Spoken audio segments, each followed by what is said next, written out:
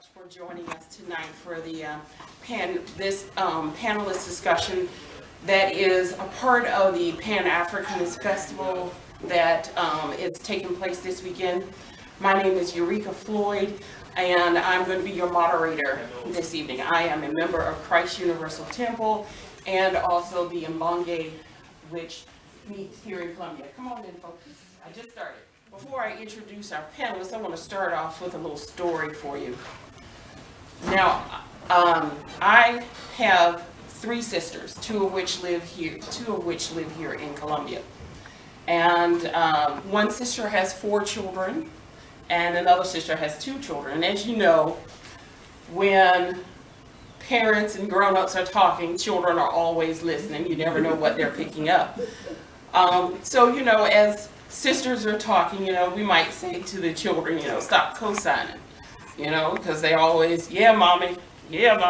So we tell them to stop co-signing. I don't believe we've ever told them what co-signing means.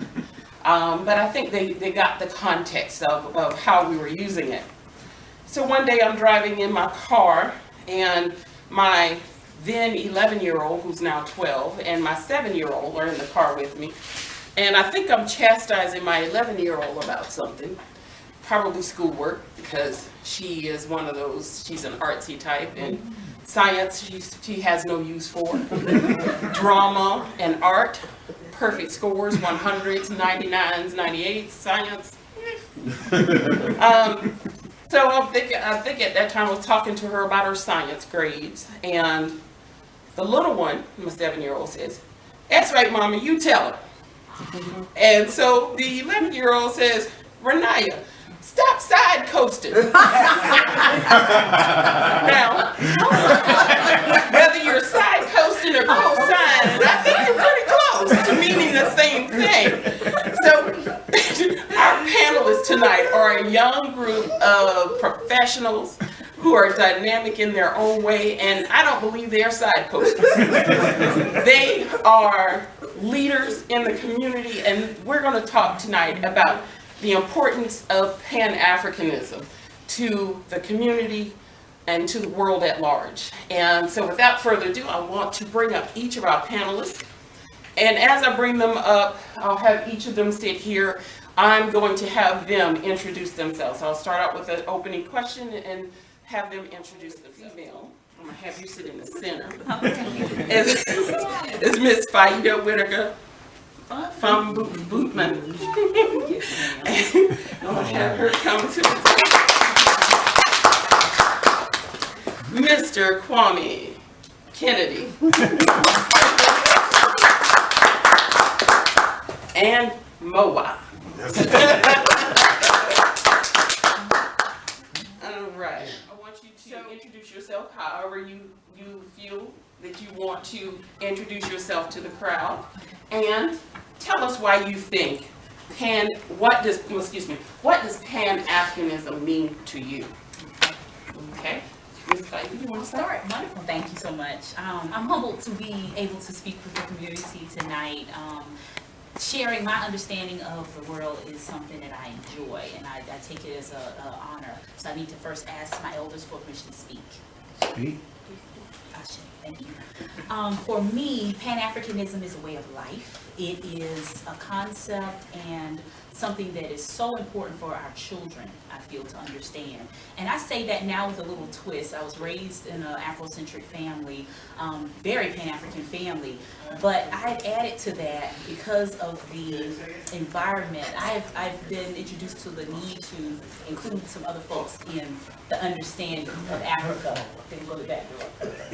So I've found that there is a plethora of ignorance worldwide about Africa, and so Pan-Africanism for me is an opportunity to pull all the resources from the continent, all of the cultural resources, all of the language resources, and to teach people, period, so they have an understanding of what this place is, what it represents. It's a continent, not a country, all those beautiful things. I'm a rising sophomore here at the school.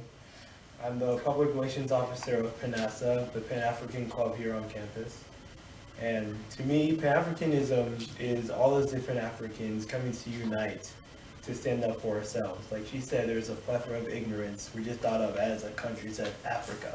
You know, when people talk about Asian, you know, they talk about there's China, there's Japan, there's Korea. They don't know about us. They barely know about only 2 African countries, to be honest. So I think Pan-African is about promoting our cultures, people know more about us, and on a more political scale, us uniting, have our own influence on the world instead of having influence always being brought down upon us. Nani makaba u Olodumare Orisha Fondushe a Habamoti u Owa tu Mababo Misabe u ni Moa Mugazareti u. That's our language of the Moa temple, meaning in the name of Olodumare, the Orishas and the ancestors, I humbly bow to you all. And I have my sisters here at the Moa temple. I said peace be unto you and to y'all as well. Mugazareti u, peace be unto you. Thank you. My name is Moa Olodumare. I am the chief priest of the Moa Temple, as ordained by His Royal Highness Prince Tona Oki. My purpose is to help with the concept of self-creation. My name Moa means I am. So when it comes to I am and self-creation, especially for us Africans in America, that's really all we have. And that's always been our weapon against the white supremacist system. How this is important to Pan-Africanism is that this is to show that we have a unique skill that we have to offer to the African community at large.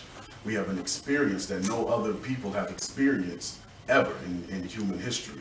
And to be able to go through all of that and still excel in every form of entertainment, business, wherever you want to go, we're still knocking out first, we're still knocking out best, we're still knocking out the fastest.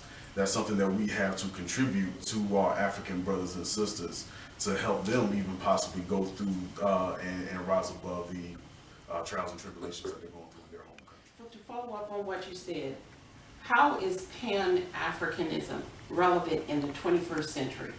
What does that Pan-Africanist vision look like in the 21st century? First, we have to meet each other, right? Right. Because we can't have, if all we're saying is we need Pan-Africanism, but I don't know your name, I don't know where you're from, I don't know your family or anything like that, Pan-Africanism is nothing more than a title. So for Pan-Africanism to actually occur in this reality, we have to know each other on a human level. So I'll protect my sister because I know my sister for real. Like, nah, I should protect my sister because that's my sister regardless. Yeah. But I know her mama and them, I know her husband and them. You know what I'm saying? Like, it's not going down like that kind of thing. So that's how it looks in the 21st century. Is we have to get back to the core roots of unity, and I know it's almost a hashtag now, unity, unity, unity, but we actually need to get to know one another. How is Pan-Africanism relevant? That vision, how is that relevant in the 21st century? Well, the most important part about Pan-Africanism, I feel, sadly to say, is in the past. That when we say the word Pan-Africanism, it's good to put a definition to it. So when we say that word, when I heard his name, sent chills down my spine, because Kwame Nkrumah, one of the most preeminent Pan-Africanists we had. We had Marcus Garvey, we had George Padmore. We had all these people who saw the need to unite. You know, during the enslavement process, during the process of colonialization, which took place on the continent of Africa, there was an intense, it was almost so important to divide and conquer. You know, when you go and look at just the political map of Africa, if you really look at it and understand that intentionally, in the 1800s, when they had the Bandung Conference, they intentionally drew lines through places of power. So my husband's from Cameroon. When you look at Cameroon, a very unique country on the continent of Africa, because it has 2 official languages. It has English and French as official languages. Okay, African place, his country alone, the country of Cameroon has 200 different languages. Okay, so if we take that 200 different languages in one country, multiply that by the 50 plus countries on the continent of Africa, and that tells you how much diversity and how rich that continent is. But in the 1800s, lines were drawn to divide and conquer. They drew a line intentionally through huge nation states. So the people of Nigeria, the people of Cameroon, they're family, same people, same ethnic groups. But they drew a line. They said, now you're Cameroonian, now you're Nigerian. You can't travel freely between the countries. You can't be related. You can't visit your family. And my sister married a man from Togo. So that's how serious Pan-Africanism is in my family. My mother had 2 daughters, we both married Africans. It was just, look, get back. And so when I say my name, I'm never upset. People struggle through it. I enjoy that because it's another language. I never heard of Bamoon. Never heard of Bamoon, never heard of the language, but now I know about it. And my children carry that name. So it's a chance to encourage and to share the fact that we can all reconnect to our roots. She told us as daughters, she said, hey, because we were given African names at birth. So Faida Annie Edwards Whitaker was my name for life, for my early life before I married. Once I married an African and became Faida Annie Edwards Whitaker from Bootman, she said at my wedding, the circle has been completed. Mm-hmm. Now your first name and your last name, it connects the 2 continents, that you now have a place. I can tell my children what their ancestors on my husband's side was doing in the 1400s. Wow. I can't go back any further than my great-grandparents. Okay, so Pan-Africanism for Africans in America or in the diaspora is a very personal, very tangible thing. Being able to connect to where we came from, if possible. And if you can't find it, you have 52 countries, just pick one. Pick a culture, study it, embrace it, and make it a part of your life. Or take them all. You can't do that. Very relevant. Actually, even more relevant. It's necessary. It's needed. I'm going to start big, then go small. So in the world today, as I mentioned earlier, we as African countries, we don't have much power, we don't have much influence. People are talking about who's going to do something or what superpower is going to do what. We're not talking about. The only time they talk about us is talking about war, talking about hunger. They don't talk about our culture, all that diversity we're talking about. We have 200 languages in Cameroon, but no one, appreciates that. When it comes to our country, they talk about safari, they talk about the animals. Yeah. What about the people? Thank you. What about the dressing? What about our style? Mm-hmm. If you look at the Asians, I'll take the Japanese for example. If you look in our culture in the media, there's the anime, the Japanese cartoons, there's the samurai, they're always celebrated, their language, their food. What about us? What about Africa? When was the last time you went to an African restaurant? It's maybe one in Colombia? How many Chinese ones are there? Thousands, exactly. Easily 1,000. When you go out in public, how often do you see African style? You're once in a while.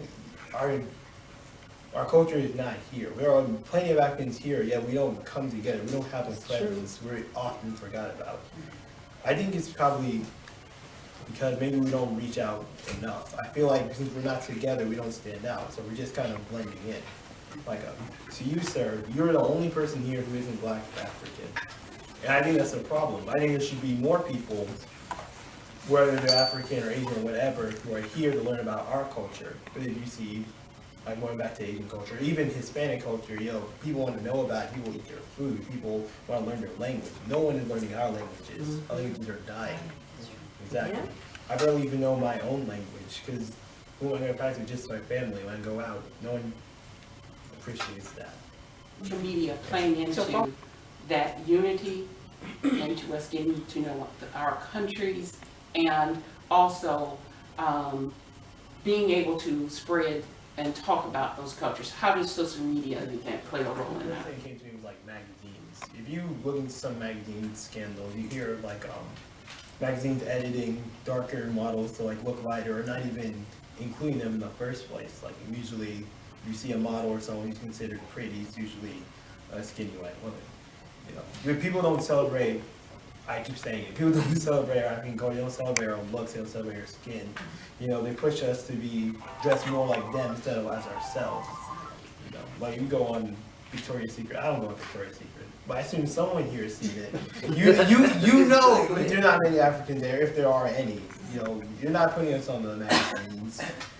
They don't really know about us. So I think for social media to play a purpose, we need to show more Africans being proud of who they are, not just dressing as African Americans. Not that there's anything wrong with that, but taking the time to show off their own culture, be proud of it. It's not something to hide, it's something to be celebrated, it's something to show off, it's something to stand in and show off. Back in the early 2000s, my family was introduced to Nollywood.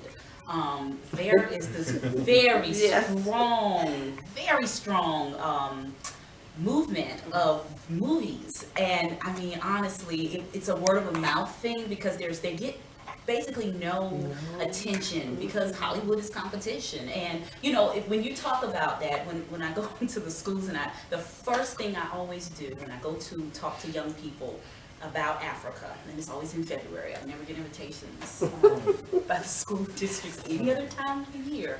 But February is this rush, let's do something about Africa. But I take advantage of that because I know sometimes a picture is worth 1,000 words. So, speaking of social media, to everyone in this room, you all can go home tonight and do something very powerful.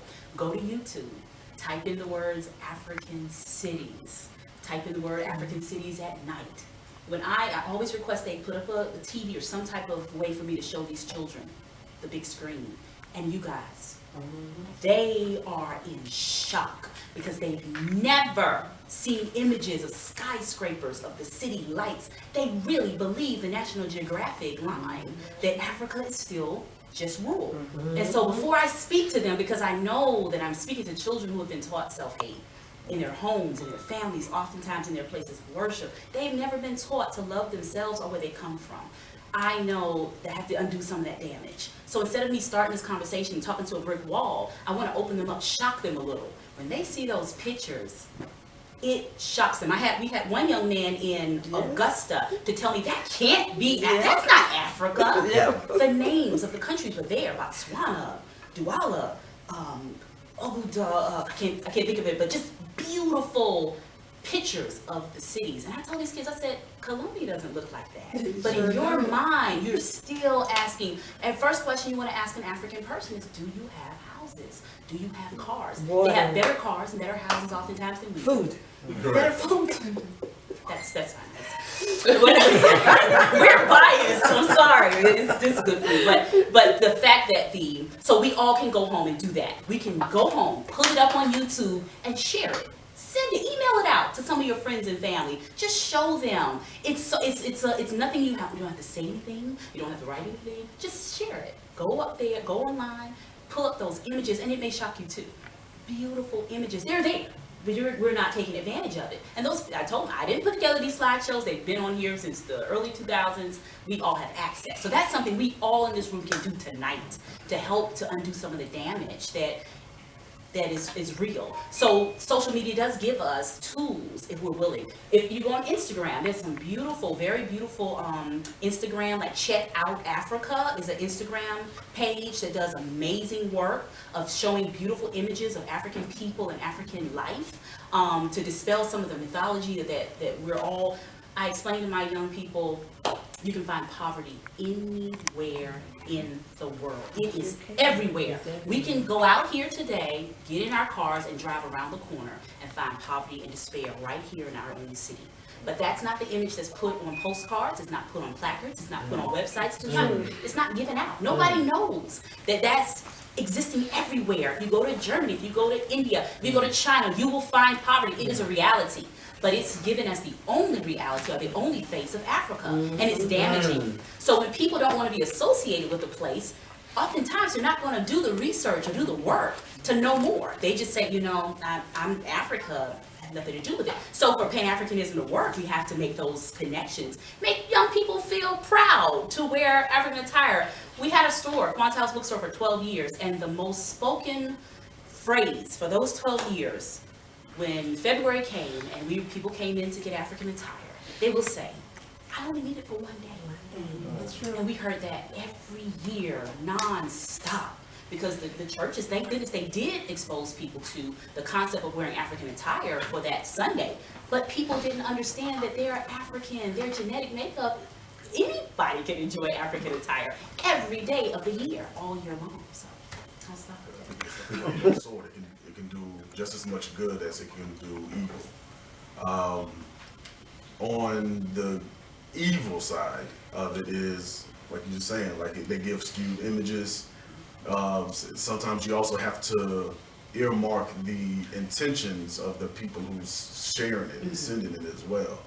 Another unfortunate thing is things can be shared, it has just a little blip of information and they run with that. They don't go and then do their due diligence and research behind it. So they get this little blip off of Facebook, Instagram, or whatever the case may be, put that on, and now all of a sudden you feel that you're African or whatever, you're woke or whatever the case may be, which is not the case. But I do believe that we're getting into a space now where the fakes are shaken off, because it takes work to actually reclaim your heritage and what it is that, you know, who we are.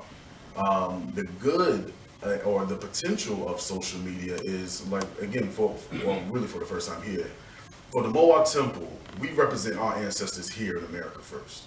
Before we can go back and represent our ancestors beyond America, I have to come to grips with my great-great-grandmother and grandfather first, and realize it was their strength, that same African strength, it was still that same African intelligence and wisdom that got them through 400 years of slavery, then another 100 years of Jim Crow segregation till today. And so when we talk about social media, unfortunately, when the narrative comes to our people here, I like to call it inter-African self-hatred. Because we will diss our own grandmothers and grandfathers to put on Mansa Musa. With all due respect, Mansa Musa didn't get you through what it is that you went through. And if Mansa Musa was over here during the time our ancestors was here, Mansa Musa might not have made it. So we need to honor our ancestors here and change the narrative that's going on about our ancestors here. I believe it was the College of UNC. They released a whole plethora of what they call slave narratives. That's our story coming from our mouths. Because unfortunately, a lot of these so-called woke brothers and sisters will speak on our people through the lens of white supremacy themselves and paint us out to be as the ignorant, the buffoon, the coon, the this, that, and the other, when we are actually living, breathing human beings that had feelings and thoughts and despairs and fears. It's not just as easy as someone being a house nigga or a field nigga, when that house nigga or that field nigga might have had some kids that if they tried to buck, that their whole family would get destroyed. So it's a multi-layered thing when it especially comes to our ancestors here, which I have a obviously soft spot in my heart about, because that's my main thing. It's a negative campaign for our people here, and it's a promoted campaign for our brothers and sisters in the mother continent, and we just so ashamed of our people here that we want to skip 400 years worth of history to say that we wasn't slaves. No, we wasn't slaves. That's what white people called us, but we did endure slavery, and we still became the best at everything. So when it comes to social media, my main thing is changing the narrative of our ancestors. I'm so sweet, I'm so kind. More Africa. Why are they ever going to show the beautiful part of Africa? The culture is there. Why aren't they looking for it? Why the only time they go to Africa is like, let me go help out some poor kids? It's because that's the way the culture is, and it comes a cycle, because it's what you see, so it's what you believe. So then you go and you perpetuate it, not even knowing that you're perpetuating a lie. Black Lives Matter movement affecting Pan-Africanism, or the All Black Lives Matter Look movement. at the work that our ancestors, when you talk about our ancestors, when you look at the work that our ancestors have done, has done over the generations, there's always, it's always tinged with the struggle for survival and the struggle. Pan-Africanism is a thing of necessity. You know, if our cultures were able to have stayed intact, if we had not endured the horrors of enslavement, of the triangular slave trade, the colonialism, all of the interference, the destruction, there was possibly the ability for us to continue.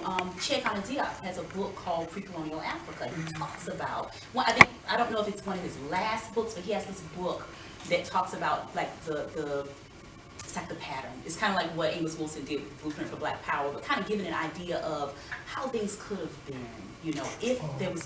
Federated state. Yes, sir. Yes, sir. If there was not... Well, he called it the United African Federated States. Yes. What it could have been. What the future could have looked like if there was not what happened. So when we look at Pan-Africanism, we look at a struggle of survival, of putting back that which was torn apart, repairing that which was damaged. So when you talk about the Black Lives Matter, it fits in. Once people can value themselves, they can work towards unifying. If I don't love me, I can't love Kwame, I can't love Mom, I can't love Baba Deer, I cannot give what I don't have. So a part of repairing that damage, if you say all Black Lives Matter, I think that statement is more important internally than it is externally. If we can get African Americans in the diaspora to understand that the life of your brother, your sister is just as important as anybody else's, because we've been told that we're not important. So when I always hear that, I always think it's true. We need to say that. It should become a mantra. People should say that to themselves. I matter. I'm important. I may not see myself on billboards. I may not see myself in places of power. I may not see myself celebrated in the world, but I matter. You know. So if we can't get that very basic building block, how can we unite? How can we build upon it? And anybody who's fighting towards the justice of our people is needed. I think one thing that we got to understand as well as Pan-Africanist is that there's levels to everything. There's certain situations where the dashiki isn't needed, but the suit is. So we need to support those same brothers and sisters that's fighting in the corporate realm, that's fighting in the realm of law, that's fighting in the realm of working at McDonald's and Burger King and so on and so forth. We gotta stand for the brothers and sisters that are fighting addictions. We gotta fight for our brothers and sisters that are dealing with homelessness and so on and so forth. Because at the end of the day, these are all our people. Pan-Africanism it means all. It means all. So that means that Christian brother is still your brother, even though how that goes online. Your Muslim brother is still your brother. If we can agree on the fact that Black Lives Matter, if we can agree on the fact that our lives have value amongst ourselves, we wouldn't spend so much time truthfully caring about what outside people talk about. We won't care about what outside people do. Because all of these people right now, we can pool our resources. If we all have $20 right now, we can actually create something pretty gangster and sell it out to the world. And then we could do it next year and make it even bigger. Then next year we can have t-shirts along with it because we got so much revenue from it. And then so on and so forth. So if we can do that, you know what I'm saying? Because I love using the term gangster because they like to paint us as that, but that's going out and getting what you deserve. That's true. Going out and getting what it is, no matter what anybody outside is saying about it. Yeah, you got laws to say I can't be a man, but damn it, I am one. So what you gonna do about it? Eventually, either we're gonna come face to face or you're gonna get out of my way. It is what it is. And one thing about life is nobody gets out of it alive. No. So you might as well go for the gusto Do your thing. and find different ways that we can connect with each other. Whether it's Black Lives Matter, NAACP, the Nation of Islam, the Moab Temple, the Organization of African Unity here in South Carolina, whatever the case may be.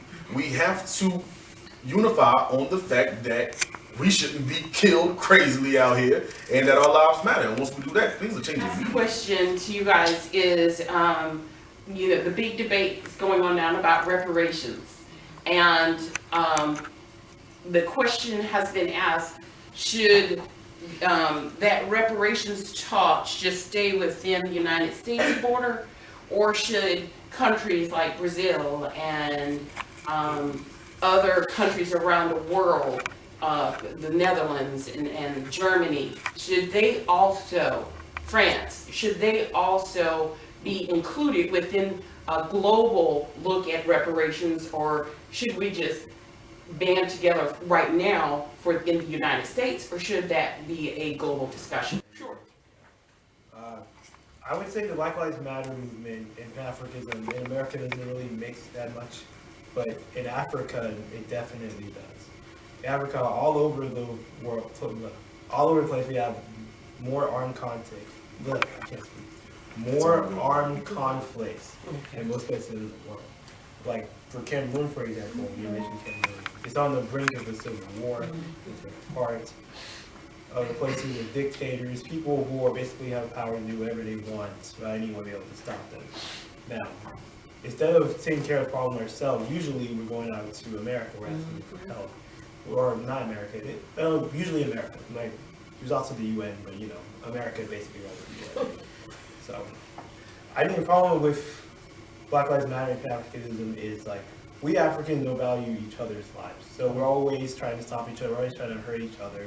We don't have, if you want to travel around Africa, you need a visa for that. You need we're Africans. Shouldn't we be looking out for each other to like travel around? Why are we always fighting ourselves? We can't even stop fighting ourselves enough to come together to get something such as reparations. So for us to move forward in order to get those reparations, we need to unite and have one strong voice. But otherwise, what would it be? A couple citizens trying to speak out while their leaders aren't going to do a thing but just keep getting money for themselves? It won't work. There's this thing of I believe it's called the UN International Court. It's basically designed to try criminals across the world. It's really designed for Africa, for criminals in Africa or dictators in Africa that we ourselves cannot hold to the law or bring in. Because we are so weak, we depend on other countries to help us. So I would say Pan-Africanism is us coming together, valuing each other's lives in order to build up our own world, not relying on others. So for us to get reparations, for us to even get those reparations, we have to show that we were weak. We have to show that we depend on the reparations to survive, because we would basically be trying to run on sympathy. Because what else do we have? We don't have power. We can't threaten them. We don't have unity. We don't have a central argument, because I doubt any African country is really coming in to try and get those reparations. They're too busy trying to put out their own fire. So I would say we should get reparations, but right now we don't have the infrastructure or the voice to get them. One of the most important, I'm always going to mention a book, I'm sorry. I am a bibliophile, I love books. And I think that the voice of our ancestors has been placed on paper, it's been printed. And for us to not call up those resources is actually a shame. So it's funny when you talk about social media, it's little it's a touchy situation for me because I believe in the paper and it's so powerful. It's so powerful to hold that page, to hold that book and turn those pages. Walter Rodney wrote a book called How Europe Underdeveloped Africa. And for us to have an understanding of what reparations even means, I think sometimes it's important to understand the damage that was done. Just in one, I will go back to Cameroon because I talk about what I know. In my husband's country, Cameroon, during the early 19th century, there was a major deforestation that took place. The trees of so many of the northern part of Cameroon were taken, shipped out, just in the most unhumane, unnatural way that it caused the spread of the desert. When you go to the northern part of Cameroon, you will find man-made deserts, and it wasn't created by the native people, it wasn't created by the stewards of the land for millions of years. When we hear about the animals of Africa, the poaching, and these things that are, these crimes that take place on the continent, it always ends with the people who are a part of the underdevelopment, the underdevelopment of Africa by Europe. And now it's taking place, the underdevelopment of Africa by China. Mm-hmm. When I was in Cameroon and I saw my sister-in-law had her store where she makes African attire and sells it. And right next to her was a sister from Asia who was underselling her in her own country to her own people. Mm-hmm. And it broke my heart to see, but she can't sell what no one is buying. Mm-hmm. Okay, so when we talk about Black Lives Matter, when we talk about the need for Pan-Africanism, there's a need for eternal healing. There's a need for us to understand the value that we hold and possess so that we can do the proper things. There is a natural balance when we talk about African spirituality, Ma'at, the concept of Ma'at. Over 6,000 years ago, people who inhabited the area of ancient Egypt and Nubia, they had a system that talked about balance, that there's reciprocity. If I give something, if I get something, I give. Balance is gone.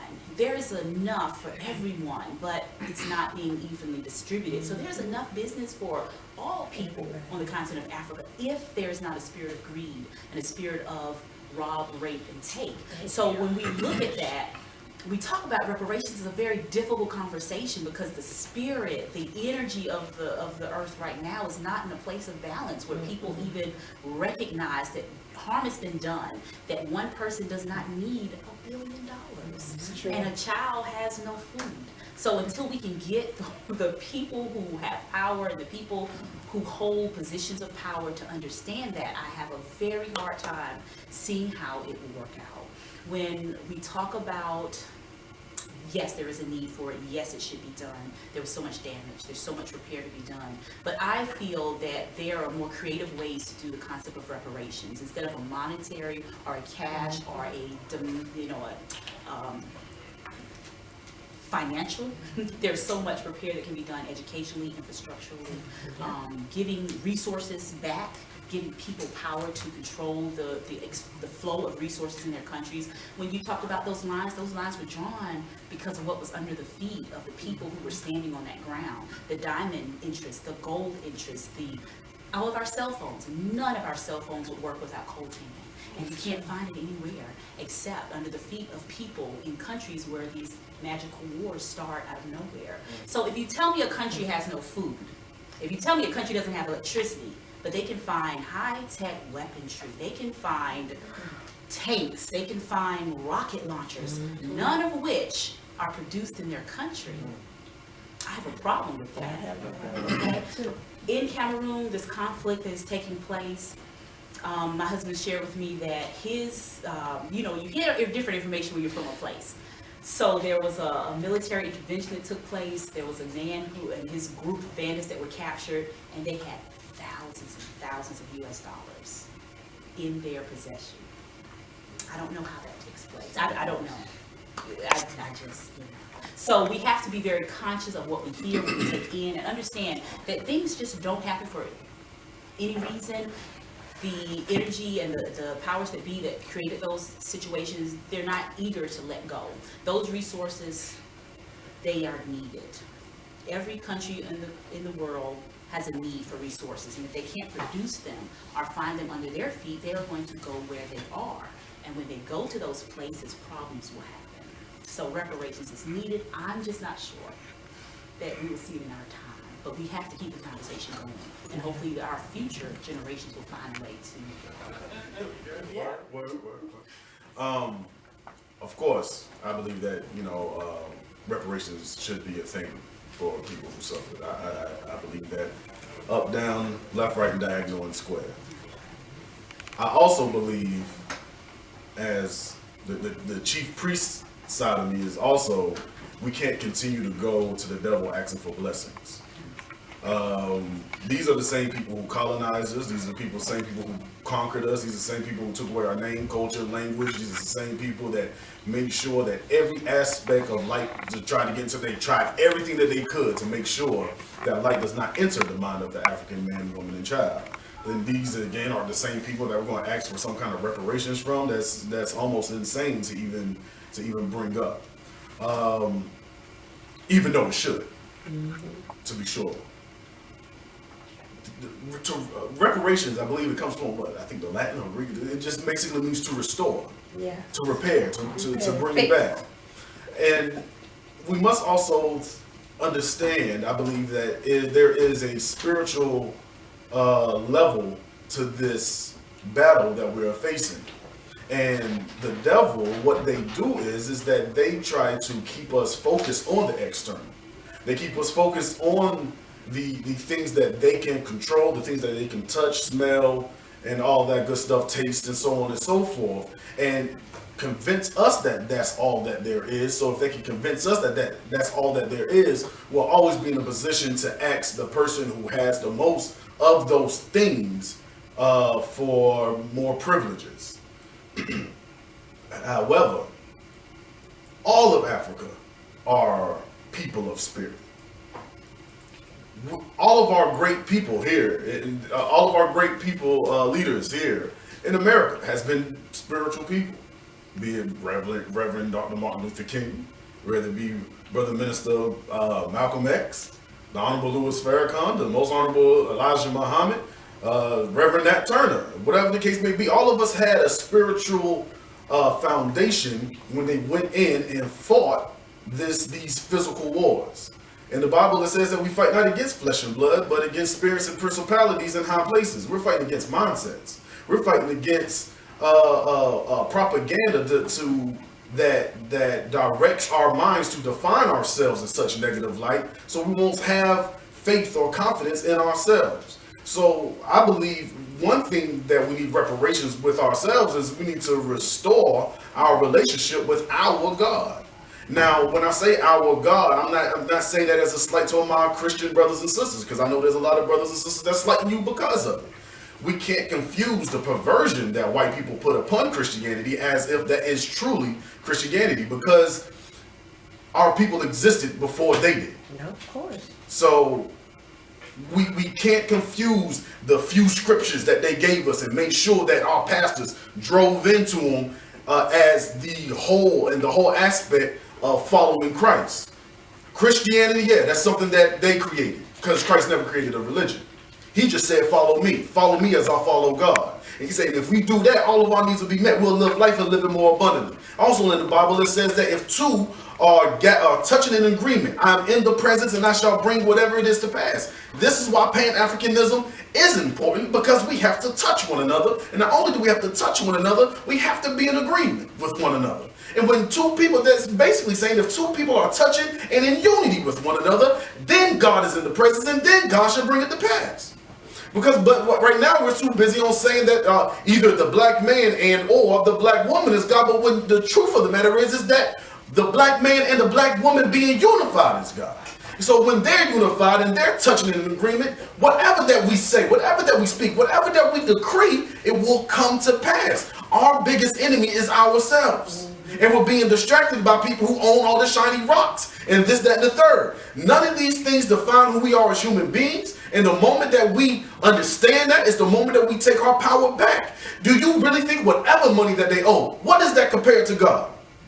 Whatever that they owe, do you think that's something that we can't get back on our own accord, through our own unity, through our own muscle, through our own strength? If you don't believe that, you're going to stay in the same position that we have been in, asking, can we get a little more, sir? Now, if that's all good for you, by all means, do your thing. But we're living now in a moment where that Pan-African means literally getting a shovel and digging into new ground. The world has never seen a Pan-African society, ever. We've never been unified. We've always been divided by our color, creed, how we look, our country, our fraternities, our bloods, our Crips, we man, we woman, we this, that, and the third. We've always tried divisions. We try to put one division over another. We try to put one religion over another. We try to put one organization over another. But we never say, look, you know what's this one? We work together. God damn it, we got the same enemy, right? We both hungry, right? So why am I fighting you over if you more hungry, or your hunger is more authentic than mine because you wear that shit? These are the things that we got to see each other as human beings. Sure. And when we see each other as human beings, we'll see the value. Back to the Black Lives Matter thing. And once we see our value in each other, then we'll see value in our talents. And then when we see value in our talents, then we'll see business opportunities between one another. Right now, we have multi-million dollars right here, right now, through the skills that we got. If we have audio engineers, I'm one. If we have videographers, we got some of those I'm showing here. If we have engineers, we have bankers. If we have land developers, what the hell did you go to college for? What is your degree in? All right, well, let's pull our information that we got into debt in these institutions for, put that knowledge that we have towards a common goal, and use that to pull every one of ourselves out of here. But if we continue to be like, well, I'm good, my family good, drive past your brother and sister, us as a people, we're always going to be begging. We have to change our mindset. The revolution is always, and will always be mental. Afrocentric education, I found the need for a twist or a spin on that since we've talked last. All right. When I married Sadhu from Bootman 10 years ago, he moved into our family home. He moved from New York and came and lived with my I was ready. I packed my bags. I was ready to go to Bronx. I was ready. He was like, no. He said, I'm getting out. I don't want to be here anymore. He said, South Carolina reminds me of home. And so he moved into our family home. My mom left for us.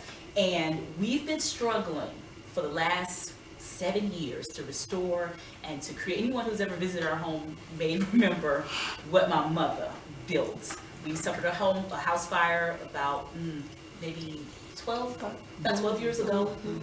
You were there, you helped.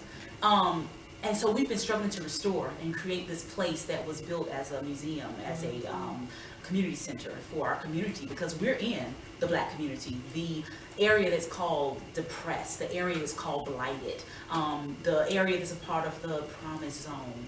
We're in Crane Forest. So if anyone knows the 29203 zip code, you know that this is the area where so much money is poured into this state from the federal government to restore and to rebuild. It's really gentrification is taking place, because up the street from my home, the university is buying up big, huge swaths of land that we could never get as a community grants or any resources from the bank to restore or to create community centers or to build. So all this goes back to my African brothers and sisters. When we talk about the need for Pan-Africanism, I have a challenge for all of you. You're young. If you choose to make South Carolina or any place in America your home, I challenge you to do what Seydou from Bootman did. Be the first or one of the only Africans to live in a predominantly African American community. Be an example. Let your neighbors get to know an African. Because when I visit my brothers and sisters from the continent here in the United States, they do not live among us. They do not live in communities. They're not in a higher economic level. They're afraid to live among their own people. And I find that very disheartening. My husband's a part of the South Carolina Cameroonian Association. And the same issue happens for our African American brothers and sisters who become economically advantaged. They run from the places that need the most help and the most infusion of internal reparations. There's a concept called internal reparations, which means that we take what we have, those of us who have had a chance to get financially stable, bring that money and bring those resources to places that don't have, so that the values of those homes can rise. Give help to your brothers and sisters in areas, are Black-owned businesses. If you find a business that's struggling, infuse your money. Give them the loans that they can't get from the commercial banks. So there's a lot of work that we can do for ourselves. Like you said, we need external and internal, but until we can repair our minds, that won't happen. But for my brothers and sisters, for all of my people in here who are from another place, you're from Haiti, whatever country, if you're a Caucasian, find a community that's not listed on the top list on those websites on Zillow.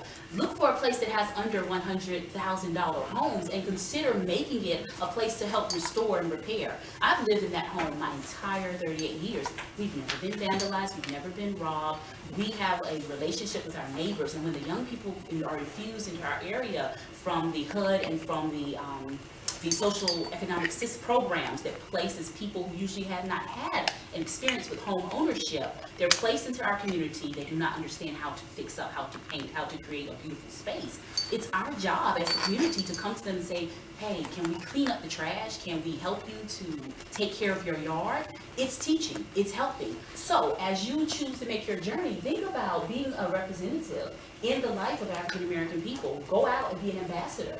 Go to places where you may not be shown those places when you talk to a real estate agent, but they're there, and it's very important. And so I always try and give kudos to that one African man that I know. I tell him, you are the only African that any of these people has ever had a chance to live among and live around. So you're being an example, not just living. They know that you speak, talk, and do just like us. They've never had access. So please, I want the young folks to think about that, please. I said, when and how do you believe Africa will gain a significant role in global politics? Do you believe it will be through the UN or through the AU or through any other avenue? What this conference is about, when Africans unify and can create the ability to stay unified on the needs and the wants and the desires of a large mass of people, when we can find the leadership that will put aside their own personal issues, problems, and can work together, will gain a global voice. I do not feel it's something that can be given. Power is never given, power is demanded. Yes. And when we unify and we do the work of Pan-Africanism, study the leaders of Pan-African work, study what their struggles were. Nkrumah had to fight the people in his own country. Kwame Nkrumah had to fight his own people with ethnic issues. Who wants to have the largest group in power?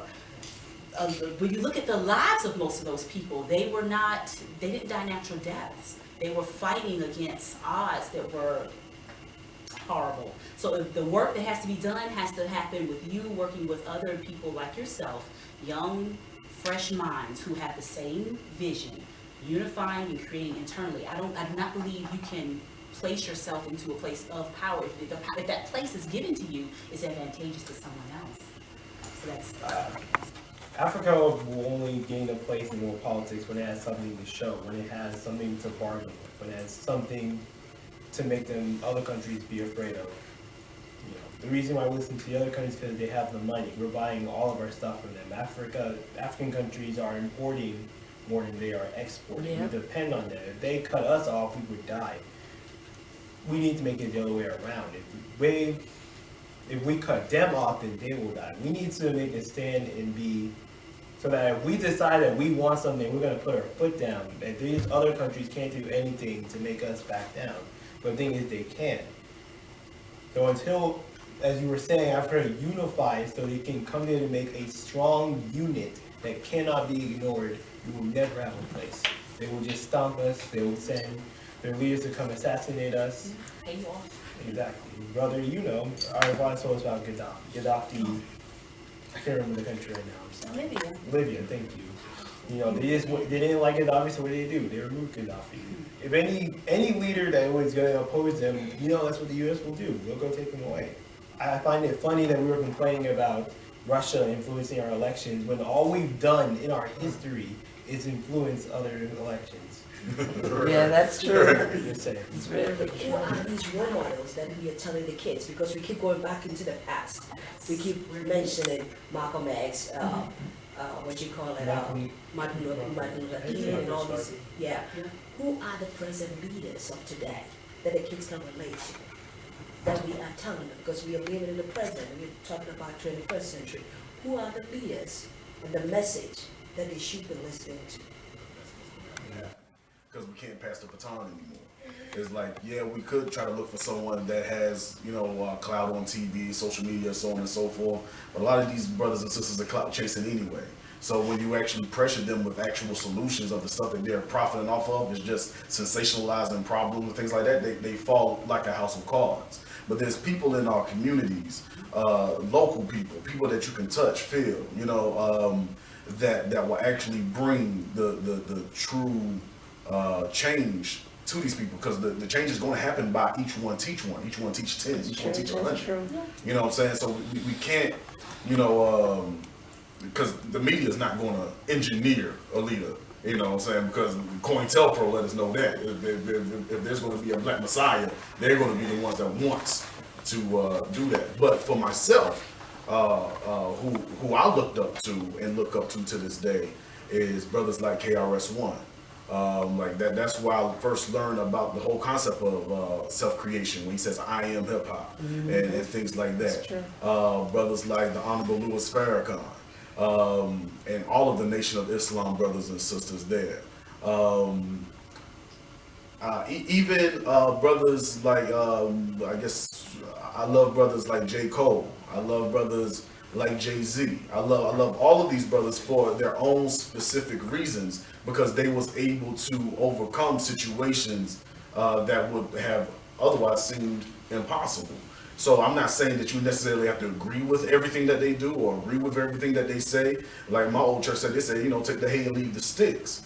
Because my father died when I was 11 years old, so I had to figure out manhood out here in these streets. You know what I'm saying? Luckily, I picked up a KRS-One album by accident because I thought it was Chris One. I thought it was the other side of Crisscross. And I was like, yo, this is dope. And like one of his things, like one of his lyrics he said, what I'm writing is guaranteed to enlighten, like Dr. Cornel West, Michael Eric Dyson.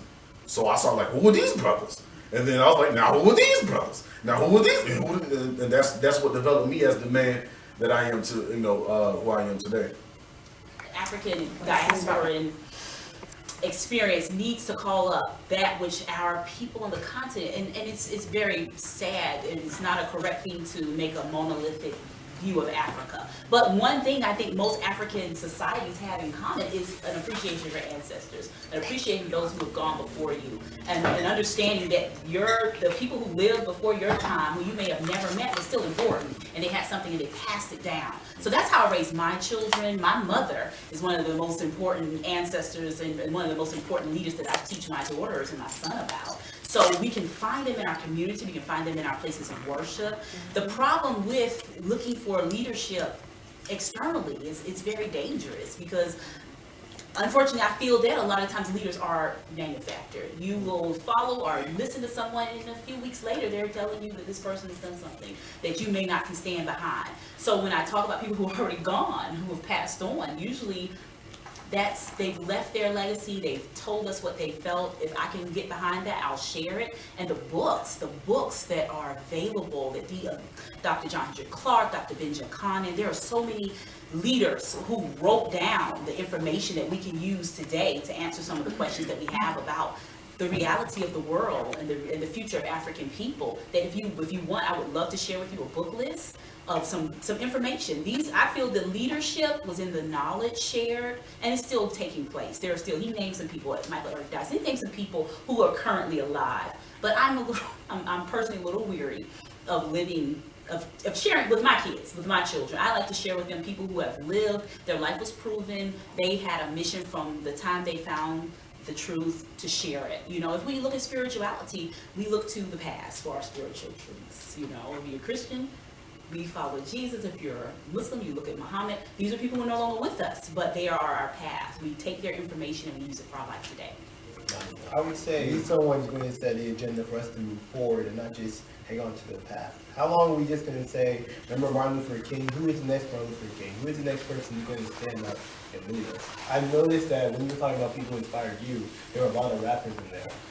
I agree. If I had to name like people who inspired me, it would probably mostly be rappers. Probably because they're usually the most vocal, most glaring, obvious sign of a black person who came up against unimaginable odds and managed to come out on top as a successful person and have the most voice. They're the ones who are voicing their opinion regardless of how it is perceived. For example, Kanye West, he had some controversial comments. But even if you look into music, there's a lot of things he was saying that I'm sure a lot of you guys would agree. Like in one of the songs, it was like, we're trying to buy back our 40 acres. The 40 acres we were promised, but none of the African Americans ever really got. So I would say what we need, to answer your question, is that we need people who are us to step up. So we need someone to start a new wave of revolution. It's not enough to just follow the rappers or the basketball athletes or any other black athletes is doing enough. I'm not saying they're not doing good, but it is not enough. We need more. We need more politicians who are going to the White House, going to Congress, going to our communities to make a statement, to show people how to lead and make an example. It's important to also study our ancestors because in our culture, the second degree of knowledge is the knowledge of our ancestors, but we have to study them from a subjective point of view and not an objective point of view. Objective point of view is for people outside of our culture that studies them, like they study relics and things like that. But for us, when I studied Dr. Martin Luther King, I studied the spirit of Dr. Martin Luther King. I studied those moments that, like, where he was felt unsure, but yet he still found that spirit within him to push through. To know that he was facing death right in his face, it still mustered that courage. I studied more than just his words or any of our great leaders. I study and I try to relate to the spirit that drove them. That way they become more alive to me because they had the same doubts, they had the same fears, they had the same so on and so forth that I'm going through right now. But I was like, man, when I'm reading these books, I'm like, how did they get through it? And most of them submitted their will to God. And when they submitted their will to God, something about fear just dissipates from you. And then I was like, well, shoot, what if I submit my will to God? What's going to happen? And that's what I'm living out right now. So, like, when we study our ancestors, put them on. Like, literally put them on. Don't just read the words, because like the brother said, dead man's words are dead man's words. If you leave the Bible just in the book, it's a dead book. But if you put on the principles that they did, if you put on the principles of our brothers and sisters who did great things, so you can apply them to today, then we can make those same changes. Like word to Nipsey, the marathon will then continue. Otherwise, we're just talking ivory towers and titillate our ego. I like to listen to see where people are coming from to get a better handle on the discussion we're having and listen to what's missing in our discussion. What's missing in our discussion, we talk about unity, but we don't talk about healing. Okay? We've had 400 years of death, destruction, and domination. we've had our scientists tell us, Marimba Ani has told us and called it the Ma'afa. Dr. Nicholas Kupalua said that it was a process to make us disunified, and he called it chattelization. Dr. Joy DeGraw came along and said we're suffering from post-traumatic slave syndrome. Okay? Then Naeem Akbar says we have disorders that were created, like the alien self disorder, the anti-self disorder, the organic disorders. You cannot go through 400 years with no treatment and expect us to have unity. That's a silly notion. Until we come together and talk about what needs to be.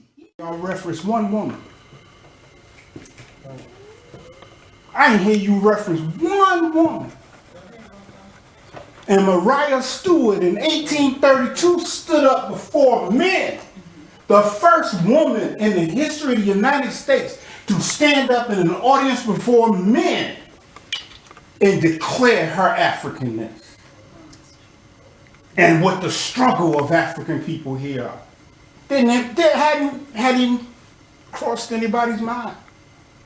I have nothing wrong with the brothers, but until we bring sisters into the conversation, that healing ain't gonna happen. We act like only the brothers had the problem. Didn't show up in Ella Baker. Didn't show up in my sister from Mississippi, who said I'm sick and tired, Fannie Lou Hamer. Right here in South Carolina, Majeska Simpkins, Septima Clark. So we gotta include sisters running out of our mouth in our conversations like we do men. And number 3, brothers and black men I'm talking about. And I said we. I didn't say you. I said we. We hate white supremacy, but we love patriarchy. I'm through. I don't think anyone, at least black men, if you're targeting, wake up and say, I want to be patriarchy, I want to put down women, we just follow the example that's put for us, how to be a man. Like he was saying, you see it through the image that's presented to us. So you're supposed to be a gangster, you're supposed to be hard, you're supposed to be a thug, you gotta be a rap, you gotta be a baller. So I feel like for us to stop that patriarchy that's in our culture, we need to show more positive examples of reaching out to them. We have more good examples of women standing up and being part of the community because they're there, but they're not celebrated, not talked about. The Black History Month, we barely even mentioned them. We just Rosa Parks and the woman you mentioned. A definition from a Pan-African position, what it means to be human. We have never defined that for ourselves. And then operate from the fact that there is no history prior to African history. That's true. You always got to start at the beginning. But to talk to Africans on the continent and to talk to Africans in America about starting at the beginning, the arguments will come. But see, I understand that because I understand what condition we're in.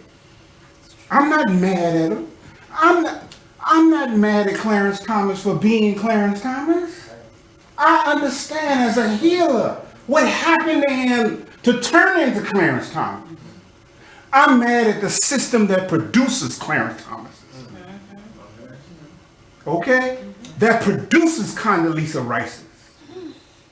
And today, the young people who are on Fox, what's their name? Clarence Thomas. What does Clarence Thomas stand for? What does Condoleezza Rice stands for? I was glad that you mentioned Eric Dyson. I was glad that you mentioned Cornel West, because these are names that need to be out there for other people to know that they're educated and they're of the black community. and they're thinking of the black community and pulling on. So I want to find out, why are they?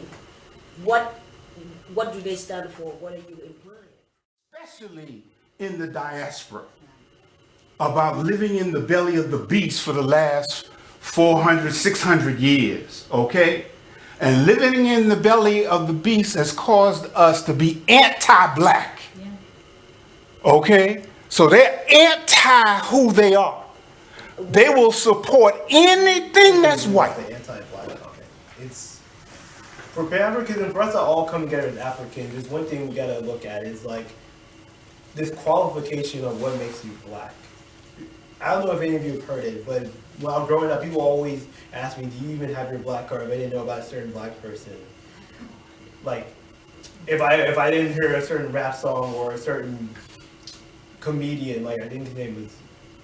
I forgot his name. That's not the point. The point is, they told me that I wasn't black because I didn't know these people. I wasn't black because I didn't necessarily agree with a Democrat. Because since 90% of our people here are Democrats, that means if you're not Democrat, that means you're not black. When someone is white and they're a Republican, or if they're liberal, or if they decide to support black people, does that make them not white? Are they anti-white? That's not a thing. Are you anti-Asian? That's not. Why is our culture the only one we can be anti-black? That's just another tool to divide us. So I'm going to ask all of you to not think of someone you disagree with, someone who is not black, just because they have a different opinion. That is how we fall apart. We need to respect each other's opinion, respect that because our ancestors came from Africa, and because we love each other, that we are black always, now, and forever, regardless of what we believe in. That's how you bring Africa together. That's how you heal. When you stop looking at someone as someone who is different, who is damaged.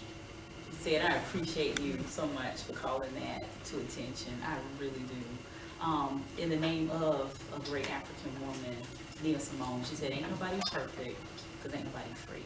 And I think that sums up what I feel is the challenge and the hurdle that we have. If we're going to have unity and we're going to have the ability to have a voice in the world, it has to come from us getting our stuff together and finding and knowing and understanding that there's damage. There is damage done through the colonialist process, there was damage done during the enslavement process. If we can admit that, work towards finding solutions to bridge the gap. There's a beautiful, if anyone has access to, I believe, Amazon, it's a movie called Bonded. Has anyone heard of that?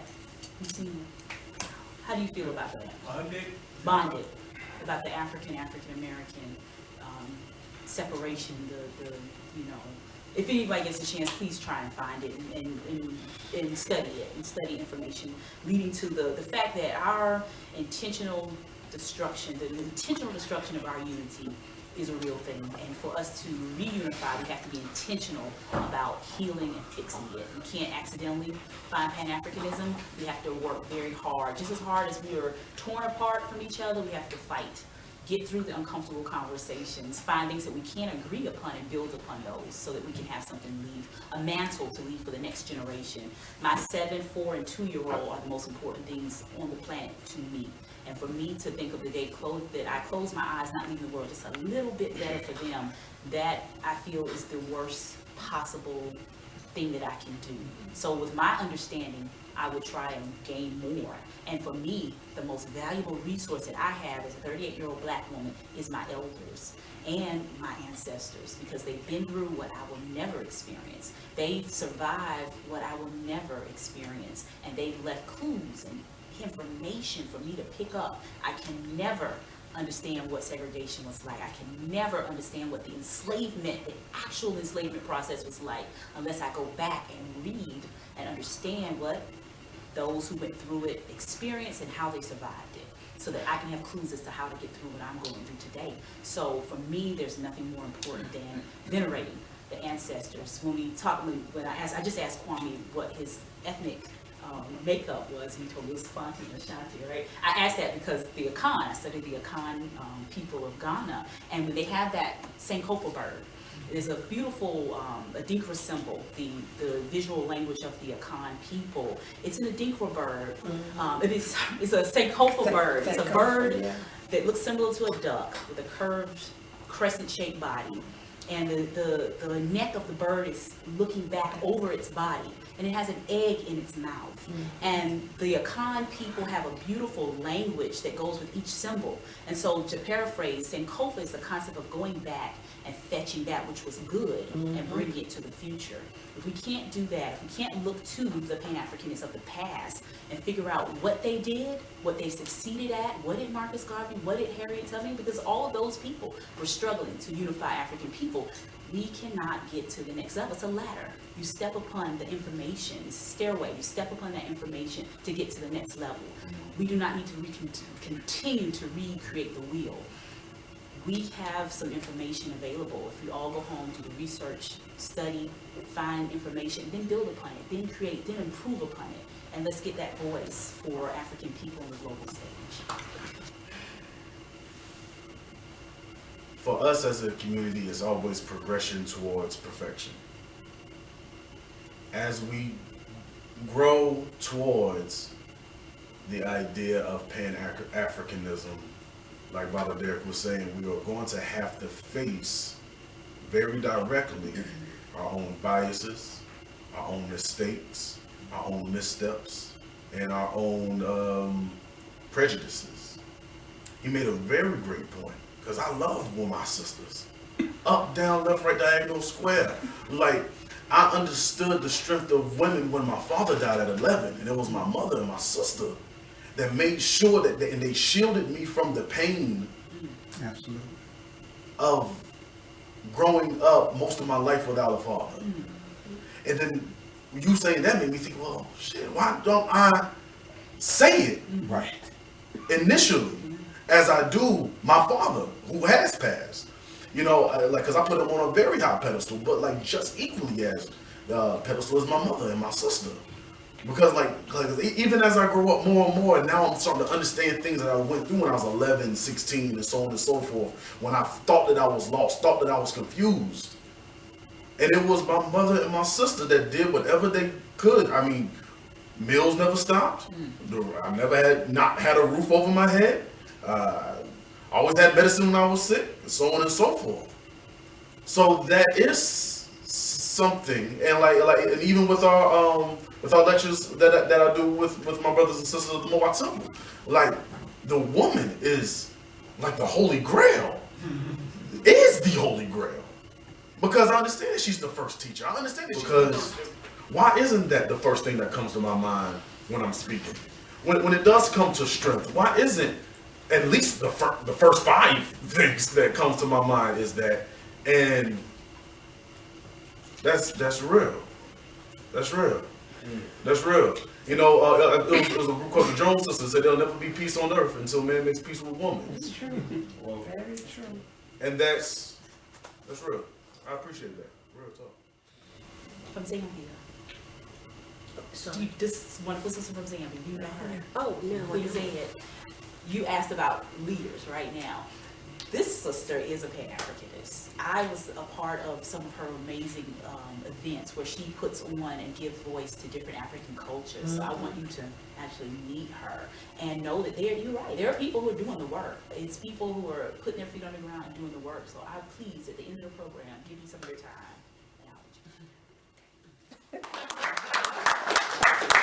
Thank you for joining us, and want to remind you that the Pan-African Festival is tomorrow at the Hampton House tomorrow. I believe it starts at 10.